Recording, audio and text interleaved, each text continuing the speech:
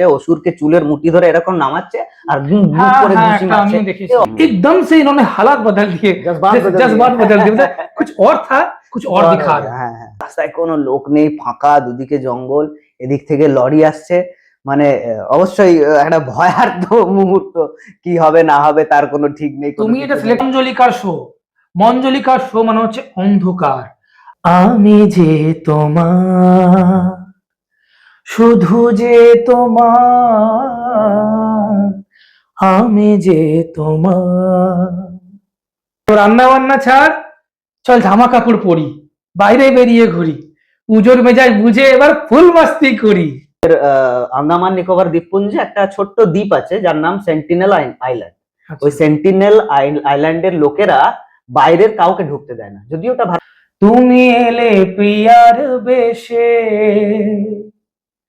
ভরে দিলে মন আবেশে।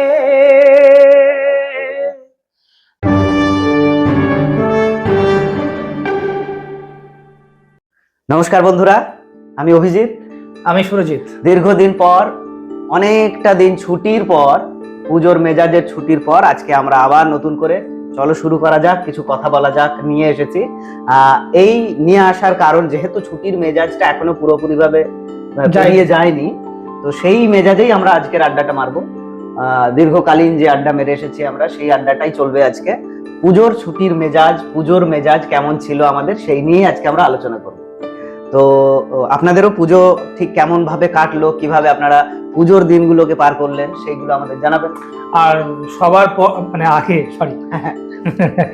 মানে অনেকদিন পর করছি তো, যাই হোক, তো আমাদের শো শুরু হওয়ার পূর্বে আচ্ছা প্রথমেই বলে, পুজো যেহেতু তুমি বললে পুজো তো শেষ হয়েছে, আমাদের সবাইকে বলে দেওয়া দরকার শুভ বিজয়া। একদম একদম সেটাই, শুভ বিজয়। আমাদের আগেও বলা উচিত ছিল, কিন্তু সব মিলিয়েই সেটাই কভার করলাম। শেষ ভালো তার সব ভালো, সব ভালো। শুভ বিজয় আমরা জানালাম। আর আপনারা পুজো কেমন করে কাটালেন সেটাও আমাদের কিন্তু এই ভিডিও দেখতেই জানাবেন। আর যারা এখনো পর্যন্ত চ্যানেল সাবস্ক্রাইব করেননি, এই টুকরো টুকরো আড্ডার মারার জন্য বন্ধু বান্ধবদের নিয়ে সবাই মিলে, তো চ্যানেলটা অবশ্যই সাবস্ক্রাইব করে নেবেন। আর যদি মনে হয় যে বন্ধুদের সাথে এই আলোচনাগুলো হয়, আমাদেরও ভালো লাগে, বন্ধুদের সাথেও শেয়ার করতে পারেন। তো আমরা শুরু করি আড্ডা। একদম। এই অভিজিৎ, চার কাপে তুলে নাও। একদম একদম, ঠান্ডা হয়ে যাবে। তো চলো আমরা বিজয় একসাথে সেলিব্রেট করছি। হ্যাঁ, চা দিয়ে শুরু করছি। তো আমাদের বাঙালিদের পুজো, মূলত বাঙালিদের পুজো তো শুরু হয়ে যায় মহালয়ার ভোরবেলার থেকে। একদম যাকে মানে দেবী পক্ষের সূচনা বলে, সেই দেবী পক্ষের সূচনা লগ্ন থেকে আমাদের পুজো শুরু হয়ে যায়। মহালয়া কেন, দুর্গাপুজোর 3 মাস আগে থেকে শুরু হয়ে যায়। মানে বিভিন্ন ডেকোরেশন, টিভিতে অ্যাড দেখছি, এই 120 দিন বাকি, 88 দিন বাকি, তাই না? পুজো শপিং, মানে একটা পুজো আমেজ চলে আসে একটা, তাই না? পুজোর বন্ধ, একদম একদম একদম। তো সেটা চলে আসে। এবার ফাইনাল কাউন্টডাউন শুরু হয় মহালয়া। মানে একদম মনে হয় যেন, আর সেই সময়টা বেস্ট কিন্তু। মানে এই ষষ্ঠী, সপ্তমী, অষ্টমী, নবমী, দশমী কখন যে পেরিয়ে যায় বোঝাই যায় না, গা গা করে পেরিয়ে যায়, মানে বোঝাই যায় না একদম। ওই জন্য পুজোর ঠিক 15-20 দিন আগে যে আনন্দটা হয়, সেটা মানে তার কোনো ইয়ে হয় না, কি বলে, তার কোনো তুলনা হয় না। হ্যাঁ, সেই মজাটাই আলাদা একেবারে। যে কোনো জিনিস আমরা মানে আসছে এটাই ভালো, কিন্তু একবার চলে এলে কখন যে ফুরিয়ে যাবে বলো।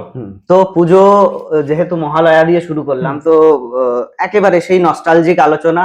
মহালয়া মানেই ভোরবেলা 4টের সময় রেডিও অন করে বীরেন্দ্র কিশোর ভদ্রর চণ্ডীপাঠ, মহালয়া শোনা, তার পরবর্তীতে ওই একটু বারুদের গন্ধ পাওয়া, বারুদের গন্ধ নিয়ে পুজোর সূচনাটা হয়। তো হ্যাঁ, কিছুটা অংশে মানে অতিরিক্ত পরিমাণে বারুদ ব্যবহার করা, সেটা পরিবেশের পক্ষে ক্ষতিকারক, কিন্তু সামান্য একটু গন্ধ না পেলেও যেন নয়, হয় না যে শুরু হলো, সেই ফ্লেভারটা প্রয়োজন। হ্যাঁ, তো ওই ফ্লেভারের জন্য শিউলি ফুলের গন্ধ আর বারুদের গন্ধ দুটোই প্রয়োজন।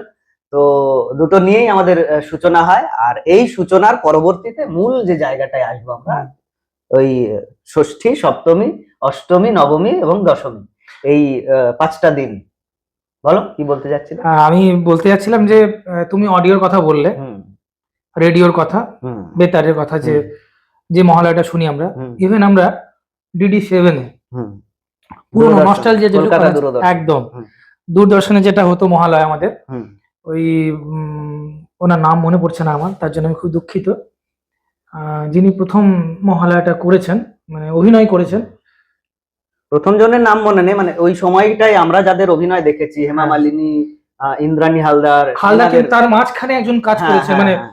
হেমা মালিনীর পূর্বে মনে হয় প্রথম যিনি কাজ করেছেন। সঞ্চয়িতে বা এরকম কোনো একটা নাম সামথিং ছিল। আমাদের কমেন্ট বক্সে অবশ্যই জানান, আমি খুব দুঃখিত যে নামটা মনে করতে। বোধহয়। Sanjukta, definitely Sanjukta. Sanjukta Banerjee maybe, surname মনে পড়ছে না। যাই হোক হোয়াট এভার, তার জন্য খুবই দুঃখিত। তো উনি দুর্দান্ত, মানে মহালয়া DD7 এ ভিজুয়ালাইজ যদি করতে হয় ওনাকে ছাড়া ভাবতেই পারি না, হ্যাঁ, হ্যাঁ। এটা আমার পার্সোনাল ওপিনিয়ন।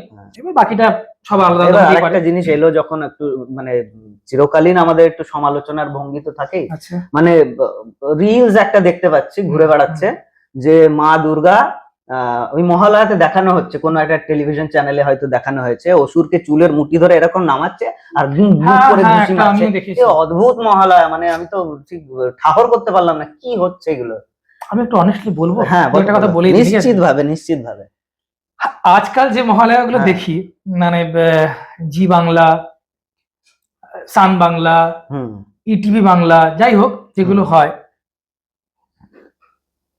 ভালো লাগে? আমি তো দেখিই না।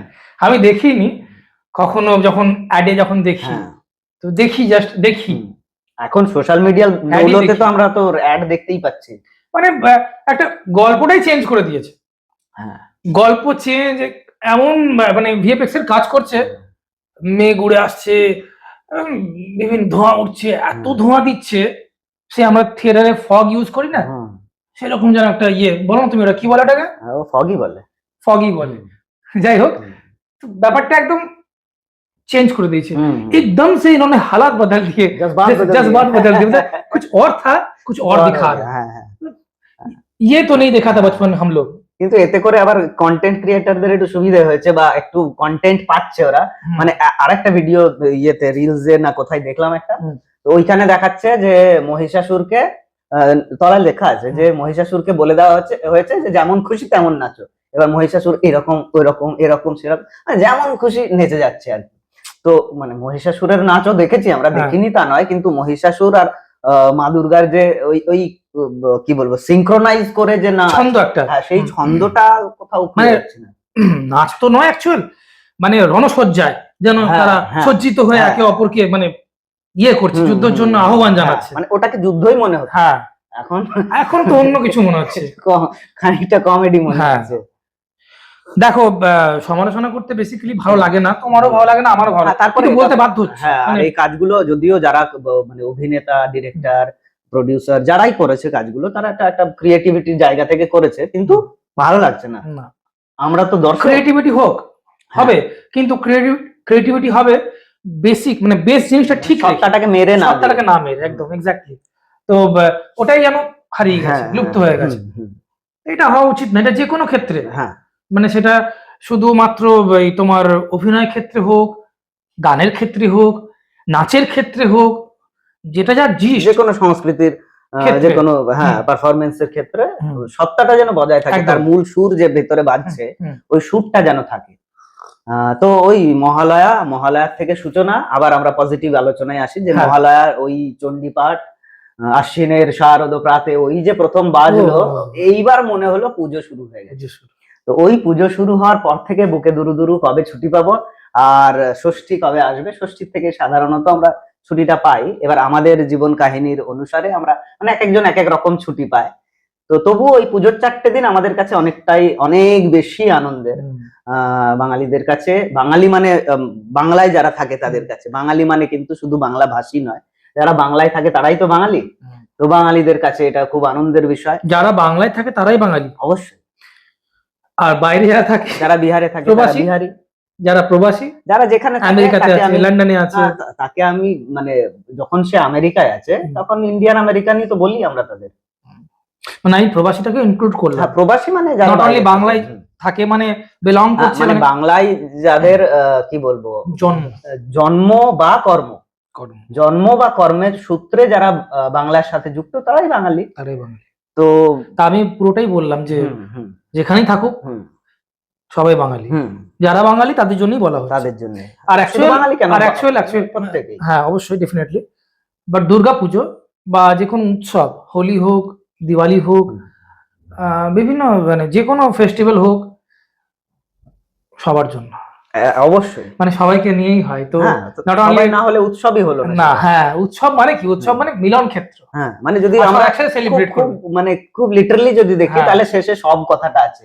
তো সবাইকে বাদ দিয়ে কি করে সব হতে পারে? হ্যাঁ, কি বাত, তো সবাইকে বাদ দিয়ে সব তো হতে পারে ডেফিনেটলি। হ্যাঁ, তো আমরা আলোচনায় আসি। মূল আলোচনার সূত্রপাত আমাদের হচ্ছে পুজো কেমন কাটালাম, পুজোয় কি কি করলাম, আর আমাদের দর্শক যারা কোর দর্শক আছেন এবং পরবর্তীতেও যারা দর্শক হবেন তারা জানেন বা জানবেন পরবর্তীতে যে আমরা মূলত এই শোটাকে অ্যারেঞ্জ করি বর্ধমান থেকেই। তো আমরা কিভাবে পুজোটাকে সেলিব্রেট করলাম, কিভাবে কোথায় কোথায় গেলাম, কি কি ঘটনা ঘটলো, এই ঘটনাগুলো নিয়েও আমরা আলোচনা করব।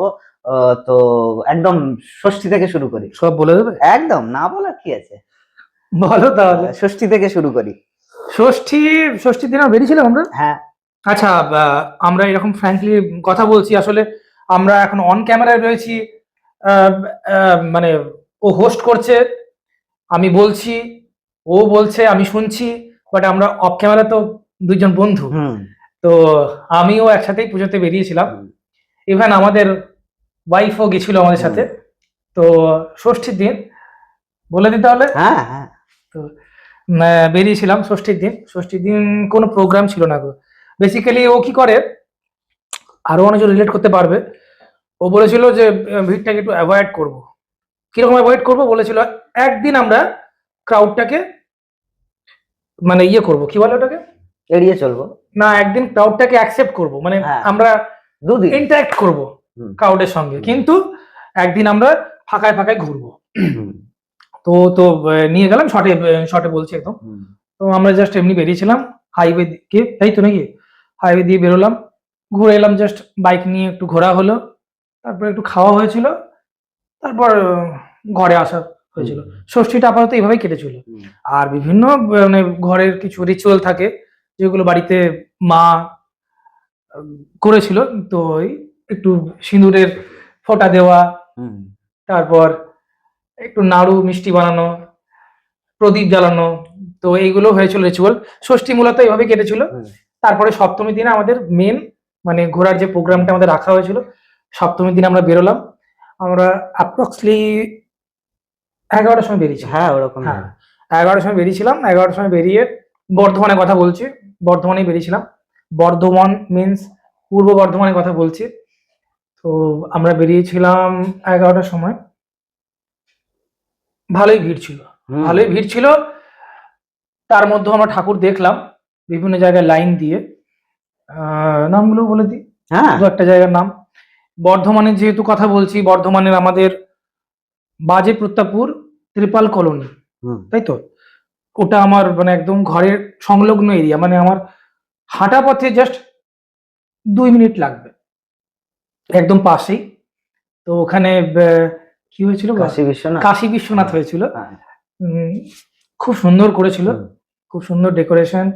ইভেন আমি শুনেওছি যে কি বলে, কাটুয়া থেকে গঙ্গা জল আনা হয়েছিল। আচ্ছা, গঙ্গা জল এনে ওই যে শাওয়ার পয়েন্টটা ছিল না, ওখানে ঢালা হয়েছিল এবং গঙ্গা আরতি করছিল।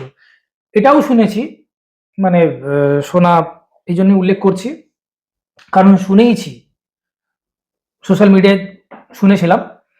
এবং যিনি এই পরিচালনায় রয়েছেন তিনিও বলেছিলেন যে আমাদের ইয়ে কি বলে, গঙ্গা আরতির জন্য বেনারস থেকে আমাদের লোক আনা হয়েছে, যারা আরতি যারা করেন তারা এসে এখানে গঙ্গা আরতি করবেন সীমিত একটা সময়ের জন্য। ওনারা ছিলেন 4 দিন ধরে। খুব সুন্দর, মানে একটা কাশী বিশ্বনাথকে একদম যেন এখানে তুলে ধরা হয়েছে।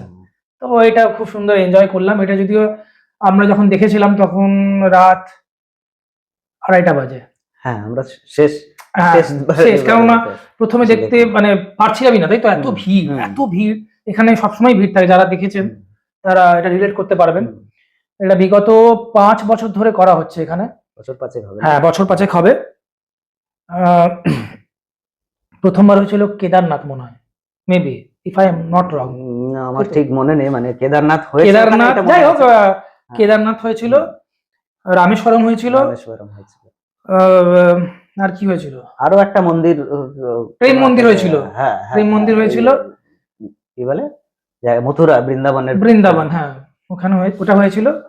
আর একটা এবারে কাশী বিশ্বনাথ, আরেকটা মাঝে কিছু একটা হয়েছিল, মনে সেটা বোধহয় মন্দির। হ্যাঁ মন্দির, মানে পীঠস্থান বা যেগুলো ভারতের সংস্কৃতিকে মানে একদম তুলে ধরে সেরকম স্থানকে এখানে রিপ্রেজেন্ট করা হয়েছিল। খুব সুন্দর ডেকোরেশন হয়েছিল, মূর্তি, আলোকসজ্জা, সবকিছু, মেলা, যেহেতু জায়গাটা অনেক বড়। তারপরে আমাদের ওই পুজো মণ্ডপটা আরো হাইপ হয়ে যায় ওভারব্রিজটার জন্য, মানে একটা, তাই তো নাকি? হ্যাঁ হ্যাঁ, ওভারব্রিজটা তো একটা। এটা গেল আমাদের এখানকার গল্প। এখানে বিরাট লাইন ছিল। আর দেখলাম পদ্মশ্রী সংঘ, সবুজ সংঘ, লালটু স্মৃতি সংঘ, সব বলা হয়ে যাচ্ছে। হ্যাঁ, তাই হোক না, তো যদিও আমাদের পেমেন্ট করেনি, কিন্তু আমরা পুজোর আনন্দে এই কথাগুলো, হ্যাঁ এগুলো জেনারেল কথা, এগুলো আমাদের আসলে বলতেই পারি, তাই না? তোমরাও কি কি দেখলে অবশ্যই জানাবে। এগুলো দেখলাম, এগুলো দেখলাম সপ্তমীর দিন। কিরণ সংঘ দেখেছি, কিরণ সংঘ দেখলাম, হ্যাঁ ওখানে গল্পটা একটু বলে দিই। ওখানে হয়েছে কার্গিল যুদ্ধ, কার্গিলের যুদ্ধটা ওখানে দেখানো হয়েছে। আর ভয়েস ওভারে ছিলেন মনে হয় অমিতাভ বচ্চন স্যার। না, অমিতাভ বচ্চনের গলা, আমার তো মনে হলো অমিতাভ বচ্চন, ওনার গলা ছিল না। Damn sure? হ্যাঁ হ্যাঁ হ্যাঁ, আমার তো মনে হয়েছে অমিতাভ বচ্চন। তুমি তাহলে জানো কার গলা? শুরুর দিকটা শুনে মনে হয়েছে অমিতাভ বচ্চনের গলা, আমারও মনে হয়েছিল, কিন্তু পরের দিকে যখন শুনলাম তখন কিন্তু মনে হয়নি অমিতাভ বচ্চনের গলা। তো ওটা যদি কেউ জেনে থাকেন যে এক্স্যাক্টলি কার গলা, আমার মনে হয়েছে ওই স্টার প্লাসে একটা সিরিয়াল হতো মহাভারত বলে, তো মহাভারতে যে ভীষ্ম করেছিলেন তার গলা মনে হলো আমার শুনে। মহাভারতে ভীষ্ম মানে কি মুকেশ খান্না? না না না না, আচ্ছা, নতুনটাই যিনি ভীষ্ম করেছিলেন মনে হলো তার গলা। গুগল করবে নাকি এখন? এখনই দরকার নেই, দর্শকেরা বলবেন, আমাদের তো কিছু দায়িত্ব, আমাদের জন্য একটু পরিশ্রম ওনারাও করবেন। আমার তো বচ্চন মনে হয়েছিল, বচ্চন স্যার, মানে এত ভারী ডেপ, আর কি সুন্দর লাগছিল বলতে, মানে শুনতে। আবার এখন বলা যায় না, এআই দিয়ে হ্যাঁ জেনারেট করতে হতে পারে। যাই হোক, ওটা দেখলাম, দারুণ লাগলো। ওটা একটা শো হচ্ছিল 10 মিনিট ধরে, আমরা লাইন দিলাম, যথারীতি দেখলাম, খুব ভালো লাগলো। তারপরে আসি, এইবারে চমক ছিল একটা গেম চেঞ্জার, যেটা সপ্তমীর দিন, আমরা সপ্তমী এভাবে কাটলো। আবার আগেন রাত 3:30 আমরা ব্যাক করলাম, 3:30টার সময়, 5টার সময় ঘুমিয়েছি এসে, খাওয়া দাওয়া বাইরেও কিছু করেছিলাম, ঘরে এসেও করলাম, যেহেতু অত রাতে আর ফাস্ট ফুডটা রাতে আর টেক করিনি, ওই জন্য ঘরে এসে আবার খেতে হয়েছিল। তারপরের দিন অষ্টমীর দিন আই থিঙ্ক ব্ল্যাঙ্ক ছিল, ডিউটি ছিল। অষ্টমীর দিন হ্যাঁ ফাঁকা ছিল। নবমীর দিন আমরা বেরিয়েছিলাম, তাই তো? নবমীর দিনে ঘুরলাম। নবমীতে নাকি কোথায় গেছিলাম? নবমীর দিন এদিক ওদিক ইয়েতেও গেলাম, কি বলে এই জায়গাটার নাম, আলমগঞ্জ, এই সাইড গুলোও তো গেলাম। হ্যাঁ গেলাম, কিন্তু দেখার সৌভাগ্য হয়নি, এত ভিড় ছিল, এত ভিড়, তো ক্রাউডকে ফেস করতে পারলাম না, গাড়িও রীতিমতো জ্যাম ছিল অনেক। দশমীর দিন ফাইনালি আমরা ঘুরেছি নাকি? দশমী তো, দশমীর দিন আমরা ঘুরলাম। দশমীর দিনও বেশি ঘুরিনি বোধহয়, না 2 জায়গায় দেখলাম তো, লোকালে বোধহয়, লোকালেই, মানে দশমী ঘুরলাম না, ওখানে তোমার কি বলে তেলিপুকুর, তেলিপুকুর দশমীর দিন তেলিপুকুর দেখলাম, রামায়ণ যেটা করেছে। যেটা তেলিপুকুর দেখার পরের গল্পটা বলো, তাহলে তো মজা লাগবে। মানে সুপুজ ঠাকুর প্যান্ডেল সবাই দেখেছে, দুটো ও একটা জিনিস আমি ওটাই বলতে চাইছিলাম ভাবে এড়িয়ে গেছে, সেটা হচ্ছে ষষ্ঠীর দিন। এটা বেশ মজার একটা ঘটনা, মানে আমাদের পরিকল্পনা হয়েছিল যে আমরা দামোদরের তীরে গিয়ে বসে থাকবো, ঘন্টা 1.5-2 আলাপ আলোচনা করব, মজা করব, বেশ আড্ডা দেব। তো আমারই মনে হয় যে আমার চারপাশ ঠান্ডাই হয়ে গেল, পুরো ঠান্ডা। তো আমারই মনে হলো একটু ফাঁকায় ঘুরি। তো সেই ফাঁকায় ঘুরতে গিয়ে কি পরিণতি, শোনো, এইটা একটা মজার জিনিস। মানে আমরা ফাঁকায় ঘুরতে গিয়ে প্রথমে ভাবলাম যে একটু ওই বাজে প্রতাপপুর পেরিয়ে গিয়ে সোজা বিজয়রাম টিজয়রাম পেরিয়ে গিয়ে ডান দিক দিয়ে একটু ঘুরতে যাবো ফাঁকার মধ্যে। আমি তোমার জন্যই বললাম না এগুলো, ঠিক আছে, না বলার কি আছে, বলো। দিয়ে ভাবলাম যে গ্রামের রাস্তার ধারে ছোট ছোট পুজোগুলো হয়, ওগুলো দেখবো ষষ্ঠীর দিন। তো প্রথম দিকটায় যাওয়া হলো, একদম পেরিয়ে গিয়ে যেটা কামনাড়া বলি আমরা, কামনাড়া ওইদিকে চলে গেলাম। চলে যাওয়ার পর আমাদেরই আলোচনা হলো যে এই দিকটা আর কিছু নেই বলে মনে হচ্ছে, তো তুই যেদিকে বলছিলি সেদিকে চল। দিয়ে সেই দিকে যাচ্ছি, এবার যাচ্ছি তো চলেই যাচ্ছি, কিছুই খুঁজে পাচ্ছি না, পুজো নেই, কিছু নেই, প্যান্ডেল নেই, গ্রামের কোনো পুজো নেই। আমি বললাম ঠিক আছে, আর কিছু দেখতে পাওয়া যাচ্ছে না, চলো ঘুরে যাই। ঘুরে গিয়ে আমরা ঠিক করলাম যে ওই তালিতের ওই দিক থেকে বেরিয়ে এসে আবার বর্ধমানে ঢুকবো।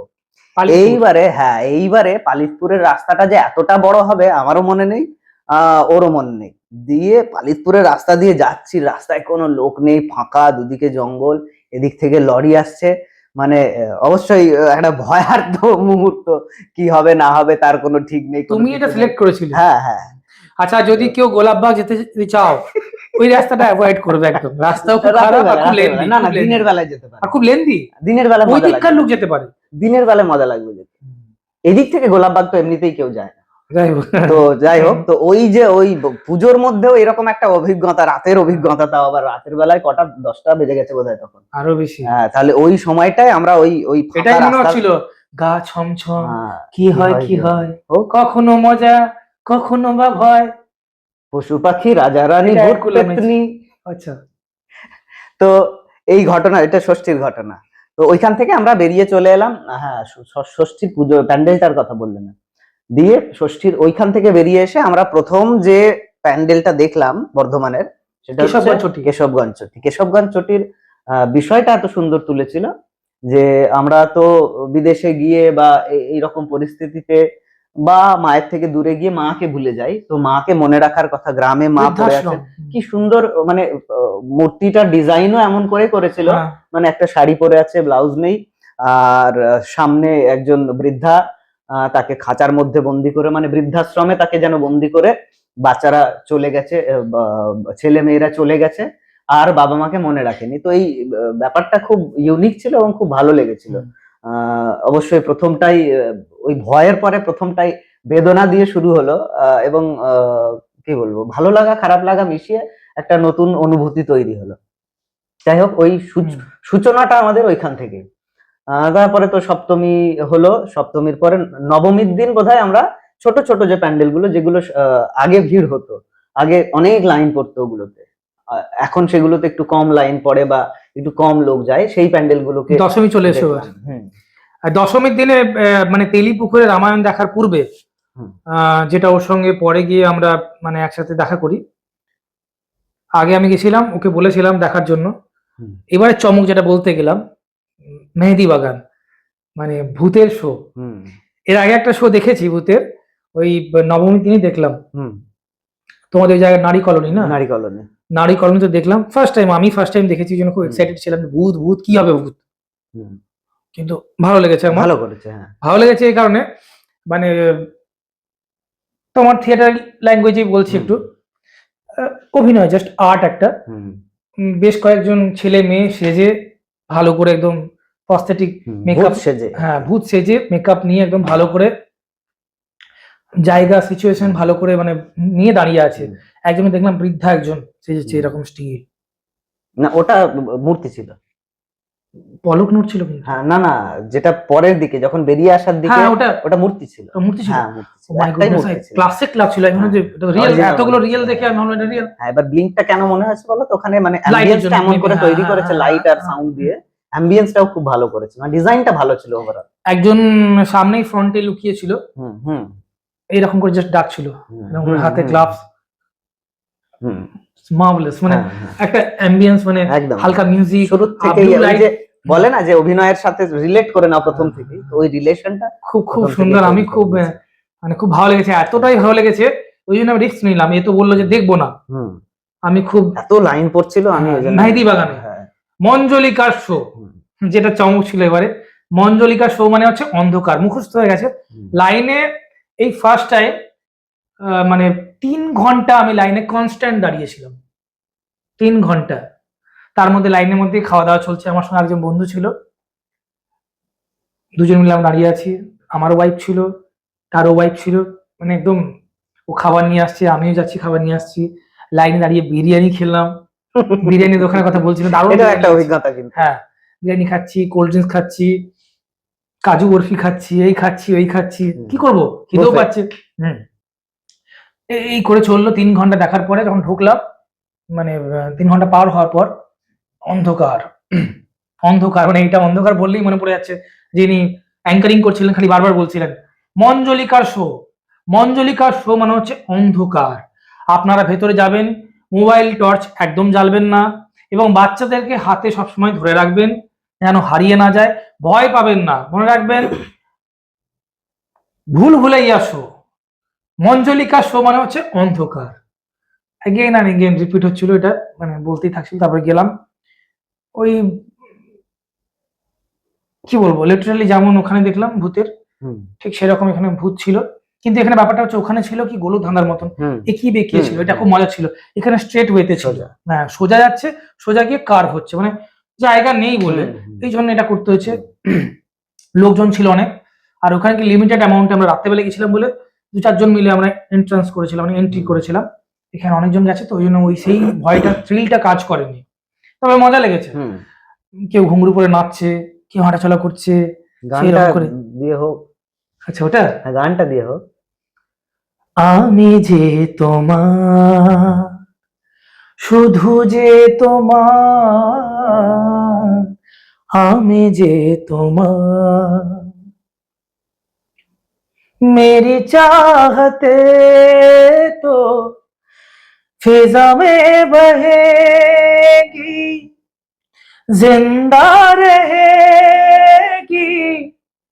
होके फना, ताना तुम ताना तुम ताना तुम ताना तुम, ताना देरे ताना ना, আমি যে তোমার, শুধু যে তোমার, আমি যে তোমার। হ্যাঁ তারপরে এগোই, গানটা হলে তবে তো মঞ্জুলিকা। তো দেখলাম ওটা, আর মণ্ডপটা খুব সুন্দর করেছিল, প্যান্ডেলটা উপরে যে সিলিংটা ছিল লাইক এ গোল্ডেন গ্লাসেস লাগছিল, আচ্ছা চকচক করছিল একদম, খুব সুন্দর লাগছিল। মানে আমার ফোনে ছবি আছে, এখন দেখালাম না, পরে হয়তো পোস্ট করে দেবো। যাই হোক, তো খুব সুন্দর লাগে, যারা দেখেছে এটা রিলেট করতে পারবে। মণ্ডপটা খুব সুন্দর হয়েছিল, লাইটও খুব সুন্দর ছিল, আর ওখানে আরেকজনকে খুব ভালো রেখেছিল, যার সঙ্গে আমি সেলফিও তুলেছি, ছোটে পণ্ডিত, খুব সুন্দর। ওকে ছাড়া তো মানে ভুল ভুলাইয়া ইনকাম। হ্যাঁ, তো ওনার মতনই শর্ট হাইট, ওইরকম চুল, মেকআপটাও খুব ভালো, ধূপকাঠি দুর্ধর্ষ। মানে আমি যখন দেখছি ভুল ভুলাইয়া ছোটে পণ্ডিত, আমি তো ডাকছেন ছোটে পণ্डित थोड़ा ऐसे आ रहा था। अच्छा हमारे भाई तो पानी पानी पानी कोई कोई बोल रहा था पानी है पानी, ऐसे कर रहा था। जो भी हो, फिर उनके साथ मैंने सेल्फी उठाया, मजा आ गया। यहाँ पे भूल भुलैया शो कंप्लीट होता है, बस ये देखना था, ये भी देख लिया। তারপরে রামায়ণ দেখতে গেলাম, তারপরে রামায়ণ দেখলাম, রামায়ণ খুব সুন্দর লাগলো। রামায়ণের যে বাইরে যে মানে আউট ডেকোরেশন যেটা ছিল প্যান্ডেলের, মণ্ডপের যেটা, হ্যাঁ পাহাড়ের যে সিনারিওটা করেছিল, রাবণ আসছে, তুলে নিয়ে যাচ্ছে, হনুমান গুলো বসে আছে বিভিন্ন পর্বতের খোপে খোপে, গাছ ফাছ দেওয়া। তারপরে বাইরে ওই জঙ্গলের দৃশ্যটা, মানে যেখানে হরিণ, হরিণটা চাইছে, হরিণ প্রয়োজন, লক্ষণ এখানে এগিয়ে যাচ্ছে, হনুমান গুলো আসছে, পর্বত নিয়ে উঠছে, ভেতরটা তো সেই ছবিগুলি আঁকা হয়েছে, যে যে ঘটনাগুলো ঘটেছে, সেগুলো দেখলাম, ভালো লাগলো। এই গেল, তারপরে তো খাওয়া দাওয়া হলো রাত্রেবেলায়। দাঁড়াও, তুমি ওখান থেকে বেরিয়ে চলে এসে তারপরে কি হলো বলো? তারপর বৃষ্টি শুরু। হ্যাঁ, ওটাই হচ্ছে যেটা হয়নি কতদিন বৃষ্টি। তারপরে বৃষ্টি শুরু হলো, আমি একটা বৃষ্টি দিয়ে মণ্ডপ থেকে বেরিয়েই শুরু বৃষ্টির গানটা। তো একটা বৃষ্টির গান আমি বানিয়েছিলাম, ষষ্ঠীর দিনে বানিয়েছিলাম। কি ছিল গানটা? আমি ওই চল সব রান্না বান্না ছাড়। হ্যাঁ, ওকে বললাম প্রথম দিন, এই গল্পটা একটা ইন্টারেস্টিং পেয়েছি। ওকে বললাম যে অভিজিৎ এক কাজ করো, চলো বেরিয়ে চলি আমরা, সরি বেরিয়ে যাই। তখন 4টে বাজে। ওর সঙ্গে অ্যাকচুয়াল কথা হয়েছিল সন্ধ্যাবেলার পর বেরোবো। ওকে বললাম চলো তাহলে বেরিয়ে পড়ি, ওয়েদার খুব ভালো। ও বললো দাঁড়াও, আমি এখন রান্না বসিয়েছি। রান্না? আমি ওকে বললাম রান্না বান্না ছাড়, চল জামা কাপড় পরি, বাইরে বেরিয়ে ঘুরি, পুজোর মেজাজ বুঝে এবার ফুল মাস্তি করি। ও বলে দাঁড়া, কি হলো আবার? ও বলছে বৃষ্টি যদি হয়। বৃষ্টি হলে হবে, কি আর করা যাবে, জল জমে যাবে, তবুও বেরোতে হবে। এত মেকআপ, এত জিম নষ্ট যে সব হবে, বলো সবে বেরোবে সবাই, তবে পুজোর মেজাজ বুঝে এবার ফুল মাস্তি হবে। এই ছিল গানটা। তো ফুল মস্তি হলো, মস্তি করতে গিয়ে রামায়ণ দেখে বেরিয়েই বাইরে ছোট্ট মতো মেলা, তিনটে দোকান, তিনটে না চারটে দোকান, খেলনাপাতি বা ওই রান্না Fast food একটা, হ্যাঁ। Fast food. তো ওই দোকানের ওখানে জাস্ট দাঁড়িয়েছি, মিনিট 5 হবে নাকি, হুম, তারপরেই নামলো বাবাজি। হালকা। হালকা কোথায়, ওটা ভারী হয়েছিল। আহ, তো ওই যে বৃষ্টি শুরু হলো, বৃষ্টি হয়ে আমরা তো ফাঁসলাম ওখানটাতে। বৃষ্টি হয়ে গিয়ে এবারে বৃষ্টি যখন থামলো, ওখান থেকে বেরিয়ে এসে বেশিক্ষণ হয়নি। এবার আরেকবার ভূত দেখার ইচ্ছা ছিল বোধহয় আমার। হ্যাঁ, আরেকবার ওখানেই গেলাম। আরেকটা ভূতের জন্য আমরা 2-3 বার ঘুরে এসেছি বোধহয়। ওটা হচ্ছে প্রদীপ রহস্য, ওটা হয়েছে গোলাঘাট। গোলাহাট। গোলাঘাট, হ্যাঁ। ওখানে ওটা নাকি বন্ধ করে দিয়েছে, কি ভূতের আড্ডা বলে নাম দিয়েছে। ভূতের আড্ডা, হ্যাঁ। প্রদীপ রহস্য না না, ভূতের আড্ডা। ওটা যিনি অ্যারেঞ্জ করেন তার নাম প্রদীপ রহমান সম্ভবত। রহমান? হ্যাঁ, আমি প্রদীপ রহস্য শুনেছিলাম। না না, প্রদীপ রহমান। তো যাই হোক, তো বিষয়টা হচ্ছে যে ওই যে প্যান্ডেলটা হঠাৎ করে কেন বন্ধ করে দিল, মানে এখনো পর্যন্ত ডিটেল খবর কিছু নেই, আপনারা জানলে অবশ্যই। আমি শুনলাম 6 জন নাকি অজ্ঞান হয়ে গেছে। হ্যাঁ, ওটা শোনা কথা, এবার শোনা কথাই তো পুরোটা বিশ্বাস করা যায় না। তো আপনাদের যদি এক্সাক্ট কোনো খবর থাকে তাহলে আমাদের জানাবেন কি হয়েছিল, কি ঘটেছিল ঘটনাটা। তো ওই গোলাহাটের ভূত দেখবো বলে আমরা একটু এদিক ওদিক বারবার 2-3 দিন চেষ্টা করলাম, কিন্তু বন্ধ। গিয়ে দেখি মণ্ডপের সামনেটায় এটা ওই বাঁশের দেওয়া, ব্যারিকেড দিয়ে বন্ধ করা। যাই হোক, বন্ধ করে দিয়েছিল কোনো কারণে, কারণটা এক্স্যাক্টলি আপনাদের কাছে জানতে চাইবো। তো ওই ভূতটা তো পেলাম না। আবার দ্বিতীয়বার আমরা ওই নারী কলোনির ভূত দেখতে গেছিলাম, কিন্তু সেইখানে বোধহয় 1:30 বাজছিল। হ্যাঁ, ওখানে অ্যাকচুয়াল 6টা থেকে না 7টা থেকে একটা ওই জন্য 1:30টায় গেছিলাম। এবারে যেহেতু মানুষেরা অভিনয় করছে, এবারে তাদেরও তো একটা ক্লান্তি বলে কিছু আছে, এতক্ষণ রেগুলার করাটাও মুশকিল। তো তারা বলেছিলেন যে পরের দিনও থাকবে, তো আপনারা এসে দেখতে। তারপরে যাওয়া হয়নি, আমাদের আর যাওয়া হয়নি।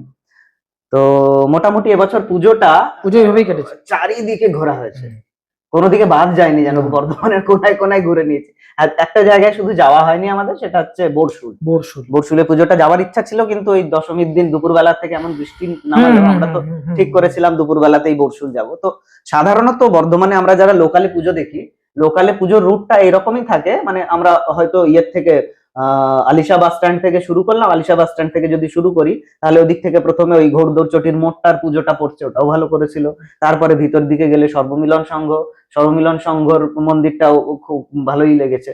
ওখান থেকে বেরিয়ে এসে আমরা চলে এলাম পদ্মশ্রী দেখার পর। কাকতাড়ুয়া করেছিল কোনটা? সর্বমিলনে কাকতাড়ুয়া নয়, সর্বমিলন সেই মিষ্টি মতো একটা মূর্তি বসেছিল বাইরে, মানে কি বলবো, বাচ্চা দুর্গার মতো ওরকম একটা মূর্তি, অনেকে ছবি দিয়েছে ওখানে। তো ভালো করেছিল। হ্যাঁ, প্রায় সবটাই দেখা হয়েছে। দিয়ে ওখান থেকে পদ্মশ্রী, এদিকে পুলিশ লাইনের পুজোটাও বেশ ভালো লাগলো। বেশ সুন্দর করে একটু মানে শৈল্পিক ব্যাপার স্যাপার দিয়ে করা হয়েছিল। ওখান থেকে সবুজ সংঘেও লাইন দিয়ে মানে পুজো মানেই কি হয়, প্যান্ডেল দেখতে দেখতে খুব ক্লান্ত লাগছে, একটু ফ্যানের কাছে, সবারই টার্গেট থাকে যে ফ্যানের সামনে একটু দাঁড়াবো, ফ্যানের সামনে দাঁড়িয়ে যাচ্ছি, যে তারপরে মনে হলো যে সবাই দাঁড়াচ্ছিল, ওই তো বলছি যে কাজটা করতে এসেছি সেটাই করি, প্যান্ডেল গুলো দেখে নি আরেকটা।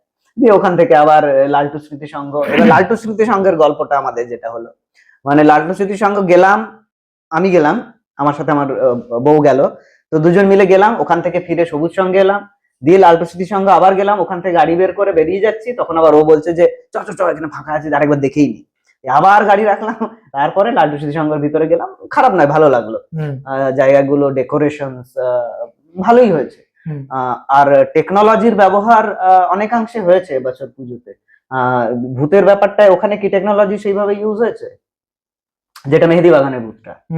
টেকনোলজি মিন্স কি বলতে চাইছো? টেকনোলজি যেমন ধরো কিরণ সংঘের পুজোটাই ওদের শুধু একটা ওই পাহাড়ের স্ট্রাকচার করেছে, বাকিটা প্রজেকশন দিয়ে করে দিয়েছে।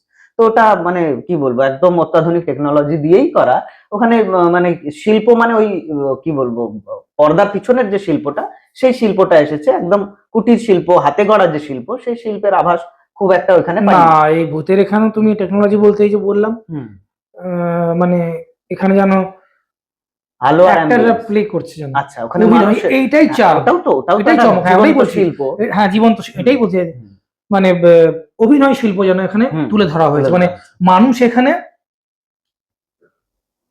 অভিনয় করছে, মানে এটাই শিল্প, এভাবেই ডেকোরেশন, এটাই টেকনোলজি, লাইভ টেকনোলজি, মানে লাইভ পারফরম্যান্স হচ্ছে, মানে কোনো ইলেকট্রিক্যাল বা কোনো এটা ম্যানুয়াল মানে করা হয়েছে।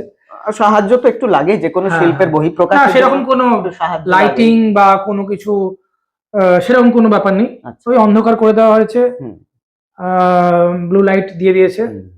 না এটাও একটা ব্যাপার জানো হ্যাঁ, তো, হ্যাঁ, মানে হ্যাঁ। অন্ধকার দেখাতে গেলে আমার আলোর পরিমাণটা বেশি লাগে, হুম। এটা একটা নিয়ম, মানে যারা আমরা শিল্প চর্চা করি তারা একটু বুঝি টুকটাক যে অন্ধকার দেখাতে গেলে আলো বেশি লাগে, আলো বেশি থাকলে পরে তবে আমি অন্ধকারটাকে ক্লিয়ার দেখতে করতে পাবো, পারবো। অন্ধকারটা দেখানোর জন্য হ্যাঁ, লাইটের প্রয়োজন হয়। লাইটের প্রয়োজন হয়। মানে কিরকম লাইট লাগবে, অন্ধকার দেখাতে হবে, হুম।